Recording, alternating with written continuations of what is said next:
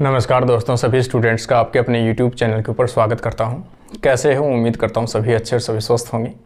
आज अपन बात करने वाले हैं, देखो सबसे बड़ा जो डाउट है वो चल रहा था कि जो आपने यूजी की बुक जो अभी निकाली है अपन ने, तो आप लोगों ने हमेशा कहा है, कई स्टूडेंट्स ने कमेंट किए हैं, कॉल भी किए हैं कि सर बुक परचेज के साथ साथ में बुक का अगर रिविज़न हो जाता तो ज़्यादा बेस्ट रहता, क्योंकि कई टर्म्स हो सकते हैं कि मेरी लैंग्वेज आपके समझ में ना आए, कोई टर्म्स हो सकता है, या फिर मैं समझा सकूं उन टॉपिक्स को वापस से आपसे, तो डबल फायदा होगा। आप भी साथ पढ़ोगे, मैं भी डेली रिवीजन कराएंगे।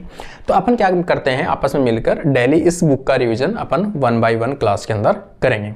आज का अपना पहली जो क्लास है यूजी बुक की, जैसे जिन्होंने बुक ली होगी उन्होंने देखा भी होगा, टैक्सोनॉमी ऑफ एनिमल किंगडम। तो ये अपना जो पार्ट है, यहाँ का जो पार्ट है वो 01 रहेगा।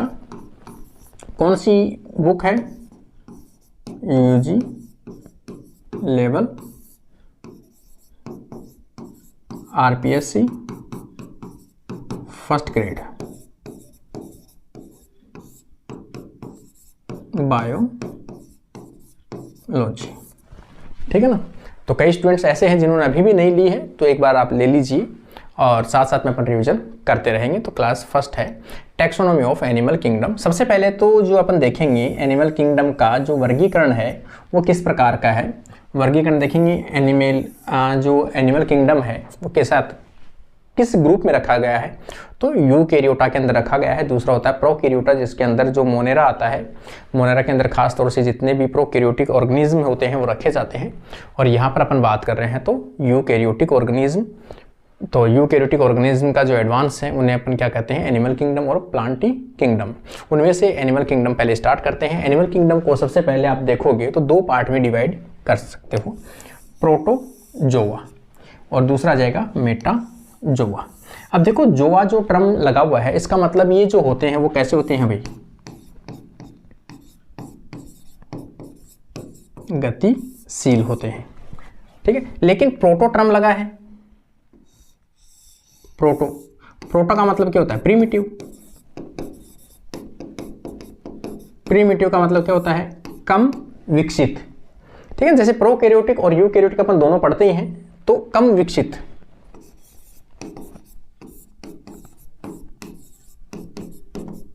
कम विकसित जो जीव हैं शुरू वाले, उनको अपन क्या कहते हैं, प्रोटोजोआ कहते हैं। इसी का दूसरा नाम क्या हो सकता है, प्रोटिस्टा हो सकता है। इसमें देखेंगे कि इनके जो जीव होते हैं वो कैसे होते हैं, एक कोशिकीय होते हैं। जीव कैसे होते हैं भाई, एक कोशिकीय जीव होते हैं। इनके आपको एग्जाम्पल याद रखने हैं, एग्जाम्पल हमेशा पूछे जाते हैं, ठीक है ना। जैसे इसमें कौन से मेंबर आएंगे, यूग्लिना, अमीबा और पैरामेशियम। इनमें से अमीबा जो है वो अपना मेंबर है। अपना मेंबर का मतलब कि जो आरपीएससी के सिलेबस में मेंशन किया गया है। तो अमीबा के बारे में अपन लास्ट में क्या करेंगे, डिटेल के अंदर डिस्कस करने वाले हैं। दूसरा मेंबर अपन देखते हैं मेटाजोआ। ये एडवांस प्रकार के जीव होते हैं। यहाँ पर ये कैसे होते हैं भाई, मल्टी सेलुलर जीव होते हैं।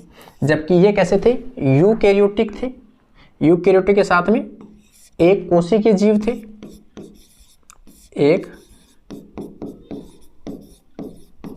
कोशिकीय। और यहां पर कैसे हैं, है तो यूकैरियोटिक ही है, ये भी यूकैरियोटिक है, लेकिन यहां पर कैसे हैं भाई, बहु कोशिकीय जीव होते हैं। यहां से इनमें कौन से फाइलम है, कौन से संघ हैं जिनको अपन शामिल कर सकते हैं। तो यहां पर पोरीफेरा से लेकर जो कोर्डेटा जहां अपन जिसमें शामिल होते हैं वहां तक के सभी जो जीव हैं वो किस में रखे जाएंगे, मेटाजोआ के अंदर रखे जाएंगे। अब इसको अपन यहीं छोड़ देते हैं एक बार प्रोटोजोआ को, क्योंकि अपन क्या पढ़ना चाहते हैं, एक बार अपन चार्ट देखना चाह रहे हैं कि एनिमल जो डिवीजन है, खासतौर से देखो जूलॉजी वालों को तो ये कॉमन टर्म है कि आते हैं उनको, लेकिन जो कैंडिडेट बॉटनी से हैं उनको थोड़ा सा एक बार अपन ये चार्ट अगर क्लियर करेंगे तो उनको अच्छे से समझ में आ पाएगा। तो अपन प्रोटोजोआ को यहीं छोड़ते हैं। इसमें से अपने को पढ़ना क्या भाई, अमीबा पढ़ना है अपने सिलेबस के अकॉर्डिंग। अपन चलते हैं मेटाजोआ। मेटाजोआ के अंदर अगर आप देखोगे तो इसको वापस से कितने में डिवाइड किया, 3 ग्रुप के अंदर डिवाइड किया गया है। पहला ग्रुप अगर आप देखोगे मीजोजोआ, सेकंड आप देखोगे पैराजोआ, थर्ड देखोगे यूमेटाजोआ। 3 ग्रुप हो गए। 3 ग्रुप में से आप थोड़ा सा अपन इसको ऊपर ले लेते हैं एक बार। 3 ग्रुप है, यहाँ पे पहला जो है वो कौन सा है, मीजोजोआ। प्रोटोजोआ तथा मेटाजोआ के बीच की संयोजक कड़ी है, वेरी इंपॉर्टेंट, ठीक है ना। यहाँ पे अब क्या आ गई है, कनेक्टिव लिंक आ गया, संयोजक कड़ी मतलब कनेक्टिव लिंक आ गया। मीजोजोआ है किसके बीच में, प्रोटोजोआ और मेटाजोआ के दोनों के बीच की संयोजक कड़ी है। इसमें से खास तौर से इसके जो एग्जाम्पल आते हैं वो किस प्रकार के होते हैं, पैरासिटिक प्रकार के होते हैं या पैरासिटिज्म प्रकार के होते हैं, पैरासाइट प्रकार के होते हैं, परजीवी प्रकार के होते हैं। तो पैरासाइटिक एनिमल्स पाए जाते हैं। यहाँ पर आप एग्जाम्पल अगर आप देखोगे इसमें तो ये अपन देखेंगे डिकीमाइडा या डिकीमिडा और ऑर्थोनेक्टिडा, और यहाँ पे आप देखोगे तो ये शूडो डाइकीमा और यहाँ पे आप डाइकीमीनिया कह सकते हो, ठीक है ना। हालांकि इससे अपने सिलेबस में मेंशन नहीं है इसको, ठीक है ना। अब सेकंड अगर आप देखोगे तो यहाँ पर कौन सा आ जाएगा, पैराजोआ आ जाएगा। पैराजोआ में आप देखोगे स्पंज मतलब पोरीफेरा संघ, तो ये इंपॉर्टेंट है। इसमें से हमेशा जो आरपीएससी फर्स्ट ग्रेड है वो क्वेश्चन पूछा करती है या पूछा भी गया है हमेशा, स्पंज और पोरीफेरा, वेरी वेरी इंपॉर्टेंट। आगे अपन डिटेल में पढ़ेंगे। अगला अपना आ जाएगा यू मेटाजोआ, ये और एडवांस है। पोरीफेरा तो क्या है, एक कोशिकीय जो जीव हैं उनके एक कोशिकीय जीवों के आपस में साथ रहने से ल्यूज कोशिकाएं एक दूसरे से रहती है, इस प्रकार से वो आपस में मिलकर क्या बनाते हैं, पोरीफेरा। पोरीफेरा के नाम से भी है जिनके अंदर पोर पाए जाते हो, इनकी बॉडी में पोर पाए जाते हो या छिद्र पाए जाते हो, ऐसे जीवों को अपन क्या कहते हैं, पोरीफेरा कहते हैं। तो एक कोशिकीय से बहु कोशिकीय बने ही थे तो उन्हें अपन क्या कहते हैं, स्पंज कहते हैं। स्पंज का मतलब पोकल जो स्ट्रक्चर होती है जो अपन दबा सकते हैं उसे स्पंज कहते हैं। उनसे एडवांस जो बने उसे अपन क्या कहते हैं, यूमेटोजोआ कहते हैं। इनमें टिश्यू पाया जाता है, ऑर्गन पाए जाते हैं और ऑर्गन सिस्टम पाया जाता है। ये सभी प्रकार का संगठन देखने को मिलता है। इसको अगर अपन देखेंगे कि कौन से मेंबर शामिल कर सकते हो, तो सिलेंट्रेटा से लेकर कोर्डेटा तक के मेंबर जो हैं वो सभी शामिल किए गए हैं यूमेटाजोआ के अंदर। अब आगे अपन देखेंगे तो यूमेटाजोआ को आप डिवाइड करो वापस से, किसको डिवाइड कर रहे हैं अपन, यूमेटाजोआ को आप डिवाइड कर रहे हो तो दो पार्ट में, बायलेट्रिया, ये किसके आधार पर, अब समिति के आधार पर है। ये किसके आधार पर है, समिति या सिमेट्री के आधार पर इनको दो भागों में बांटा गया है, एक बायलेट्रिया और एक है रेडिएटा। रेडिएटा का मतलब तो सीधा सही है कि कोई भी जीव इस प्रकार का घुमा हुआ स्ट्रक्चर हो जिसको कहां से भी काट लो आप इस प्रकार से, ठीक है ना। और रेडिएटा को आप देखोगे तो ऐसी बॉडी जिसको केवल एक ही प्लेन से काटने पर दो पार्ट बनते हो, ये वाला इधर भी सेम है और इधर भी सेम है।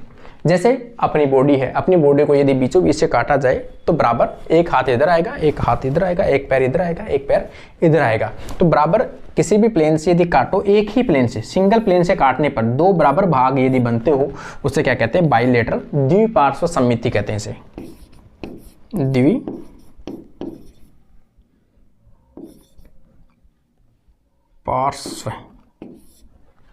समिति, इसे क्या कहते हैं, द्विपार्श्व समिति कहते हैं, जो अपने अंदर पाया जाता है। यहाँ पर देखेंगे खास तौर से जो मोलस्का वगैरह होते हैं, सिलेंट्रेटा वगैरह होते हैं, हाँ मोलस्का में थोड़ा बहुत देखने को मिलता है, उनकी जो कोइलिंग होती है वो घूमती है, लेकिन ये जो कंडीशन है वो पर्टिकुलर मिलती है सिलेंट्रेटा के अंदर। तो ये एग्जाम्पल भी याद रखना, रेडिएटा, इसमें रेडियल अरीय प्रकार की समिति पाई जाती है। तो कभी पूछा जाए आपसे अरीय समिति है वो किसमें देखने को मिलती है, सिलेंट्रेटा के अंदर देखने को मिलती है। इसका एग्जाम्पल हो गया सातवें। इसमें द्विपार्श्व समिति या बायलेटरल समिति देखने को मिलती है। इसमें कौन सी देखने को मिलती है, बायलेटरल समिति देखने को मिलती है। इस चैप्टर में से अपने को जो एग्जाम्पल है वो बहुत ज़्यादा इंपॉर्टेंट है, क्योंकि इसमें से एग्जाम्पल आपसे डायरेक्ट पूछे जाते हैं कि कौन से में कौन सा पार्ट क्या पाया जाता है। अब आप देखोगे बायलेटरल समिति का जो क्वेश्चन है वो कई बार रिपीट हो चुका है कि द्विपार्श्व समिति कौन से संघ, कौन से फाइलम से लेकर कहां तक पाया जाता है, कौन से क्लास से लेकर कहां तक पाया जाता है। तो प्लेटीहेल्मिन्थेस से लेकर, प्लेटीहेल्मिन्थेस संघ से लेकर कोर्डेटा तक के सभी जीवों के अंदर बायलेटरल समिति देखने को मिलती है, या फिर अपन कह सकते हैं द्विपार्श्व सममिति देखने को मिलती है। और रेडियल सममिति जो है वो किसमें है, स्लेंट्रेटा के अंदर है, मतलब अरीय सममिति। अब अपन देखेंगे जो एडवांस है, एडवांस वाले जो मेंबर है, बायलेटरी जो मेंबर है जिनको द्विपार्श्व सममिति पाई जाती है, उनको अपन दो पार्ट्स में वापस से डिवाइड कर पाएंगे। यहाँ पर पहला तो आ जाएगा प्रोटोस्टोमिया और दूसरा आ जाएगा ड्यूटेरोस्टोमिया, ठीक है ना। ये भी हालांकि अभी तो क्वेश्चन नहीं बनते हैं, लेकिन पहले इससे भी क्वेश्चन पूछे जाते थे। एक तो कॉमन क्वेश्चन है, सेंटेंस पूछा जा सकता है कौन सा इनमें से सही है, कौन सा इनमें से गलत है ना। फॉल्स सेंटेंस आजकल क्वेश्चन का ट्रेंड भी चल रहा है कि इनमें से गलत जो वाक्य है वो छांटिए, इनमें से रॉन्ग कौन सा नहीं है, सही कौन सा है। तो उस प्रकार से पूछा जा सकता है। प्रोटोस्टोमिया का मतलब क्या होता है कि देखो जो भी अपना जैसे मान लो कि जाइगोट है, 2n होता है, जाइगोट से एक सॉलिड बॉल जैसी स्ट्रक्चर बनती है। कोशिकाओं के लगातार विभाजन होने से, क्लीवेज होने से एक कोशिकाओं का समूह बनता है जिसे अपन क्या कहते हैं, मोरुला। इसे क्या कहते हैं, मोरुला कहते हैं। मोरुला से एक ऐसी स्ट्रक्चर बनेगी जिसके अंदर एक किनारे के ऊपर कोशिकाओं का समूह रहेगा। इसे ट्रोफोब्लास्ट कहते हैं और इसे क्या कहते हैं, inner cell mass. Inner cell mass, inner cell mass जो है वो किस में कन्वर्ट होता है, भ्रूण में या एम्ब्रियो में कन्वर्ट होता है।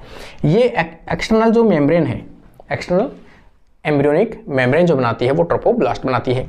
यहाँ से इसमें क्या होगा, इन्वेजन होगा, अंदर की तरफ धंसेगी। धंसने के कारण से कुछ इस प्रकार की स्ट्रक्चर बनाती है। ये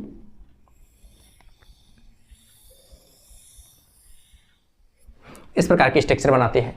तो यहाँ पे जो 3 लेयर जो है वो बनती है। सबसे बाहरी जो है उसे तो अपने एक्टोड्रम कहते हैं, सबसे अंदर वाले जो है उसे एंडोड्रम कहते हैं, बीच में जो कोशिकाओं का समूह रहता है ये वाला, यहाँ पे क्या कहते हैं, मेसोड्रम कहते हैं। ये बन गई। अब ये जो छिद्र बनता है, ये जो छिद्र बनता है ब्लास्टोपोर, इसके द्वारा पहले किसका निर्माण होता है, तो इसका निर्माण यदि एनस का हो, इससे किसका निर्माण हो, पहले एनस का निर्माण होता है तो उसे क्या कहते हैं, ड्यूटेरोस्टोमिया कहते हैं, ड्यूटेरोस्टोमा कहते हैं। यदि इससे पहले किसका निर्माण हो, माउथ का निर्माण हो, तो ब्लास्टोपोर से पहले माउथ का निर्माण होता है। 3 प्रकार के होते हैं। तो और इसमें देखो कि आप ब्लास्टोपोर से एनस गुदा का निर्माण पहले होता है। तो जो भी अपने हायर जो ऑर्गेनिज्म होते हैं, अपने की बात करें तो पहले अपने एनस का निर्माण होता है और अपन किस में आते हैं, ड्यूटेरोस्टोमा के अंदर इंक्लूड होते हैं। एक इसमें से क्वेश्चन आ चुका है पहले, देखो इसमें क्वेश्चन पूछा क्या गया था, ब्लास्टोपोर, ये क्वेश्चन पूछा था ब्लास्टोपोर स्ट्रक्चर, ब्लास्टोपोर है विकास के किस स्टेज में पाया जाता है। ऑप्शन था मोरुला में पाया जाता है, ब्लास्टोला में पाया जाता है, ब्लास्टोला में पाया जाता है, या फिर इसे क्या बोलते हैं इस स्टेज को अपन, गैस्ट्रोला में पाया जाता है, या सभी में पाया जाता है। तो देखो इसके नाम से क्या लग रहा है, ब्लास्टोपोर मतलब ब्लास्टोला में पाई जाती होगी, तो इसके चक्कर में ये गलत हो सकता है। जबकि ब्लास्टोला के अंदर कोई भी पोर स्ट्रक्चर नहीं पाई जाती है, उसमें 2 ही स्ट्रक्चर होती है। बाहर की तरफ जो होता है वो ट्रोपोब्लास्ट होता है, अंदर की तरफ एक कोशिकाओं का समूह होता है जिसे अपन क्या कहते हैं, इनर सेल मास के नाम से जानते हैं। इसका मतलब ये दोनों ऑप्शन जो थे वो रॉन्ग था। जबकि ब्लास्टोपोर जो है वो किस में पाया जाता है, गैस्ट्रोला स्टेज के अंदर पाया जाता है। इस प्रकार से जो छिद्र बनता है उसे क्या कहते हैं, गैस्ट्रोला कहते हैं। और मतलब गैस्ट्रोला के अंदर जो छिद्र बनता है उसे क्या कहते हैं, ब्लास्टोपोर कहते हैं। तो ये ब्लास्टोपोर, और ब्लास्टोपोर क्या बनाता है, तो पहले क्या बनाता है, एनस बनाता है। कुछ जीव ऐसे हैं प्रीमिटिव प्रकार के जिनके अंदर वो क्या बनाता है, माउथ का निर्माण कर सकता है। तो ये वेरी वेरी इंपॉर्टेंट टर्म है, ये थोड़ा सा आप लोग याद रखोगे।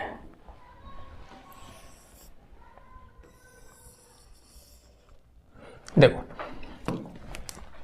अगला अगर अपन देखेंगे प्रोटोस्टोमिया, 3 प्रकार के। यहां पे देखो किस आधार पे है ये, सिलोमेट के आधार पे है ये। देखो एसिलोमेट, ठीक है ना, ये क्या दिया हुआ है, एसिलोमेट, और यहाँ पे सूडोसिलोमेट और साइजोसिलोमेट।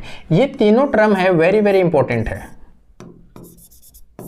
इनमें से हमेशा एक क्वेश्चन आज तक पूछा गया है और आप भी एग्जाम में बैठोगे तो आप लोगों को लगेगा कि इसमें से एक क्वेश्चन फिक्स आएगा, चाहे आप सेकंड ग्रेड में बैठो चाहे फर्स्ट ग्रेड में बैठो, ये क्वेश्चन हमेशा से पूछा गया है और अभी भी पूछा जाता है ये, ठीक है ना। एसिलोमेट किस में है, तो यहाँ पर आप कहोगे प्लेटीहेलमिन्थेस के जो मेंबर हैं उससे पहले के जो मेंबर हैं वो सब में कैसे हैं, एसिलोमेट है, मतलब उनके अंदर गुहा या सिलोम नहीं पाई जाती है, उनमें सिलोम नहीं पाई जाती है। फिर आपके माइंड में आएगा सिलोम होती क्या है, ठीक है। तो बॉडी के अंदर वह केविटी, वह गुहा जिनका निर्माण मीजोड्रम के स्प्लाइट होने से या टूटने से बनती हो, उस गुहा को अपन क्या कहते हैं, देह गुहा के नाम से जानते हैं, देह गुहा या सिलोम कहते हैं, ठीक है। ये कई बार क्वेश्चन आता है कि सिलोम का जो निर्माण होता है, ट्रू जो सिलोम होगी उसका निर्माण कैसे होता है, हमेशा मीजोड्रम से होता है। अब अपन देखेंगे मीजोड्रम कितने प्रकार की होती है, मीजोड्रम के आधार पे जीव है वो कितने प्रकार के होते हैं, तो मीजोड्रम के आधार पे जीव है वो 3 प्रकार के होते हैं। एसिलोमेट जिनमें सिलोम जैसी संरचना नहीं पाई जाती है, जैसे प्लेटीहेलमिन्थेस इनमें नहीं पाई जाती है, ये भी आ चुका है क्वेश्चन। फिर है, ये वेरी वेरी इंपॉर्टेंट है, ये हमेशा हर एग्जाम में रिपीट होता है कि ऐसा कौन सा है जिसमें आभासी देह गुहा पाई जाती है, इसे क्या कहते हैं, आभासी या कूट देह गुहा, कूट मतलब आभासी, तो आभासी देह गुहा सीधा सा है एस्केहेलमिन्थेस में पाया जाता है। किसमें पाया जाता है, एस्केहेलमिन्थेस, किसे पाया जाता है, एस्केहेलमिन्थेस।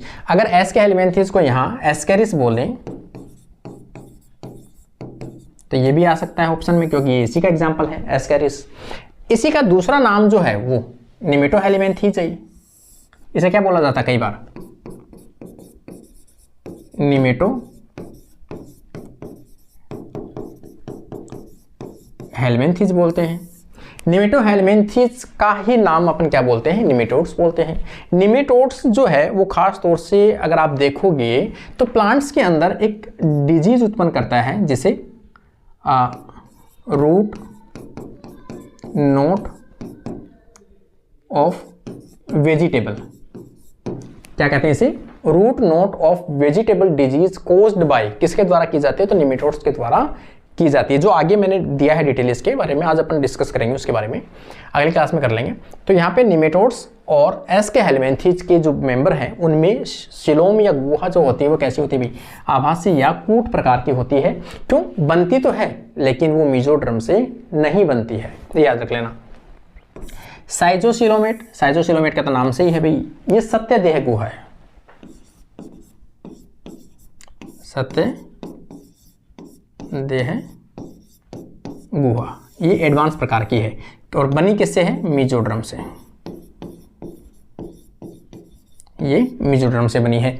देखो ट्रू सिलोम सत्य प्रगुहा किस में पाई जाती है, एनेलिडा से लेकर, ये पूछा जा सकता है आपसे, किस संघ से लेकर या कौन से ग्रुप से लेकर कौन से ग्रुप तक पाई जाती है, आप कहोगे एनेलिडा से स्टार्ट होती है, कॉर्डेटा तक जो है वो ट्रू सिलोम देखने को मिलती है। साइजोसिलोमेटिक ऑर्गेनिज्म होते हैं।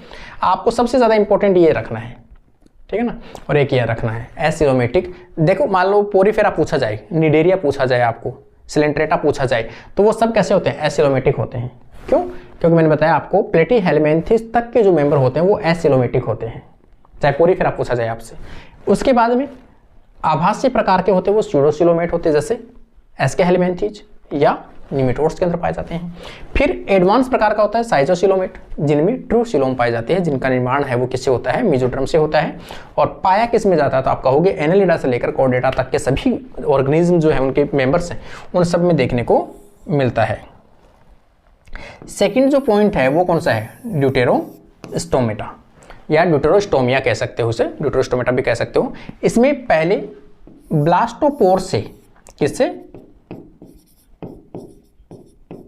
ब्लास्टोपोर से पहले एनस का निर्माण होता है, यहाँ पे लिखा भी मैं, निर्माण होता है ब्लास्टोपोर से।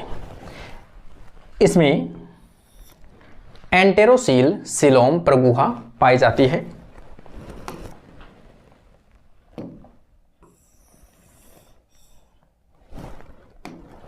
यहां पे इसमें एंटेरोसील प्रगुहा पाई जाती है जो आर्केंट्रॉन से या एम्ब्रियोनिक आहार नाल से उत्पन्न होती है। ठीक है, ये एडवांस प्रकार की अलग प्रकार की नाल जो है वो बताई है। आगे अपन देखेंगे यूमेटोजोआ। ठीक है, यूमेटोजोआ के अंदर अब आपको देखना है, यूमेटोजोआ अपन जो इधर पढ़े हैं, एक प्रोटोजोआ पढ़ा है, एक यूमेटोजोआ पढ़ा आपने। यूमेटोजोआ के अंदर कौन से मेंबर्स शामिल हैं, कौन से आपके सिलेबस में है, वो सभी चीजें इसमें मेंशन की गई है। देखो स्लेंट्रेटा, इससे पहले हालांकि मैंने बताया प्रोटोजोआ जो है उसके अंदर अमीबा है। ठीक है ना, प्रोटोजोआ के अंदर अमीबा, वो भी आपके सिलेबस में मेंशन है, उसके बारे में अपन डिटेल में बात करेंगे।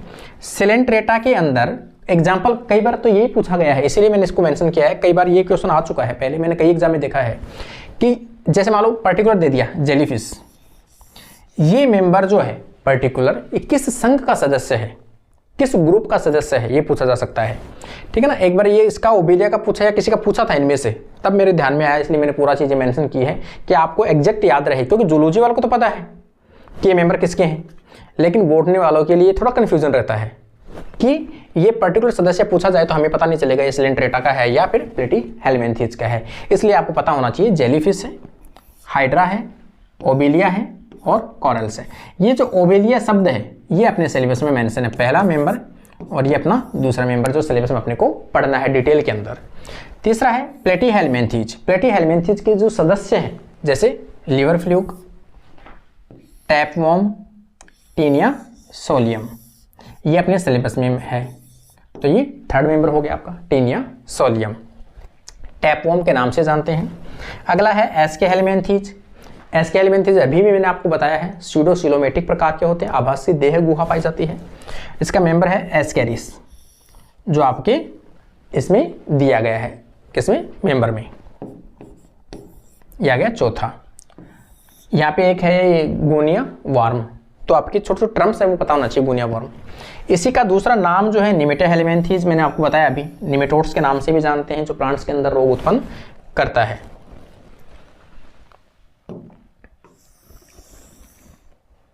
आइए आप देखोगे, देखो अगला अगर अपन देखेंगे एनेलिडा, जो मैंने आपको बताया है कि यहां से लेकर जो सिलोम है वो कौन सी होती है, सत्य देह गुहा पाई जाती है। सत्य देह गुहा कहां से स्टार्ट होती है, एनेलिडा से लेकर। एनेलिडा में कौन से सदस्य आते हैं, जैसे अर्थवॉर्म,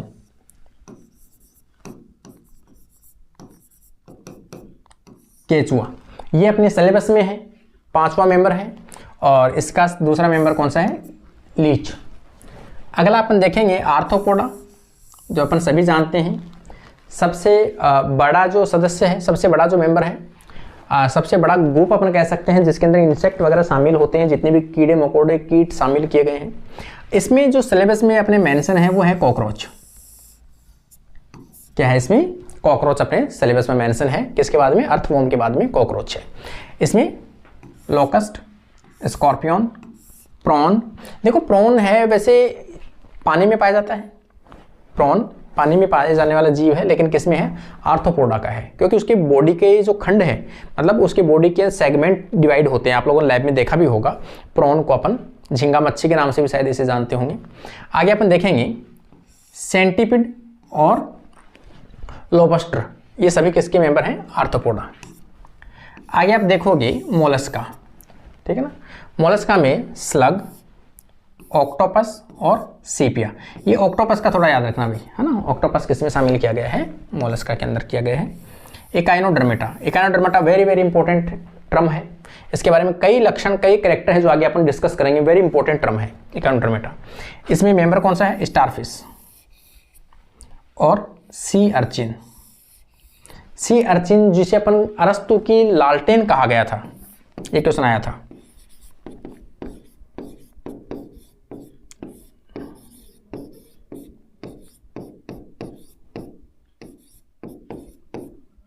अरस्तु की लालटेन किसे कहा गया था, सी अर्चिन को। सी अर्चिन एक ऐसा मेंबर है जिसमें काफ़ी ज़्यादा फर्टिलाइजेशन का अध्ययन किया गया था। किसमें? सी अर्चिन के अंदर जो निषेचन है,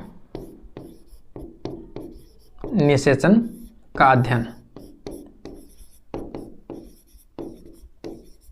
किया गया था। ठीक है ना। तो ये क्या है? निषेचन का एक मॉडल है। ये क्या है? फर्टिलाइजेशन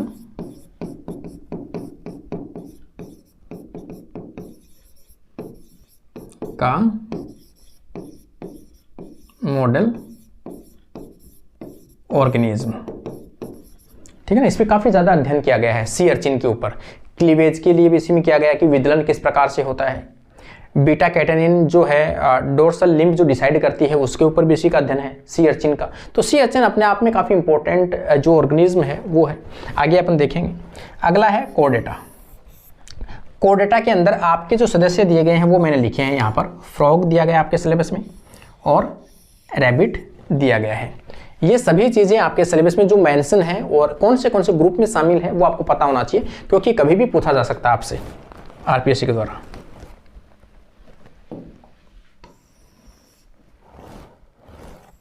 ये जो कनेक्टिव लिंक है इसके बारे में अपन नेक्स्ट क्लास के अंदर डिस्कस करेंगे भाई, क्योंकि कनेक्टिव लिंक एक इतना इंपॉर्टेंट टॉपिक है, उसके बारे में अपन समझेंगे अगली क्लास के अंदर। तो अपनी सेकंड क्लास रहेगी वो, तो आपने अपने फ्रेंड्स तक जरूर शेयर कीजिए कैसा लगा आप लोगों को ये क्लास, और क्या रिवीजन अपन रेगुलर कर रखें इसको।